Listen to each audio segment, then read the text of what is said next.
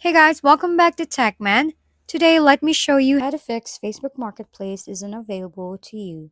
If you're seeing the message Marketplace isn't available to you, don't worry, here's how to fix it. This usually happens when your account is too new, unverified, or under the age requirement, which is typically 18 and above.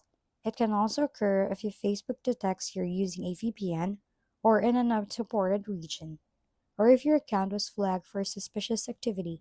To fix this, start with the basics, log out, then log back in. Sometimes that alone refreshes access.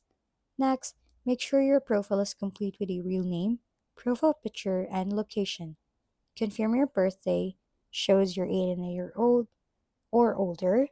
Turn off your VPN if you're using one, and allow Facebook access to your device's location so it can verify your region.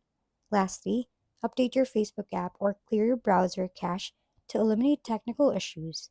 Once you've done these steps, you should regain access to Facebook Marketplace in no time. If we've been helpful, kindly give us a thumbs up and don't forget to hit the subscribe and bell button for more contents. For any questions and suggestions, comment down below.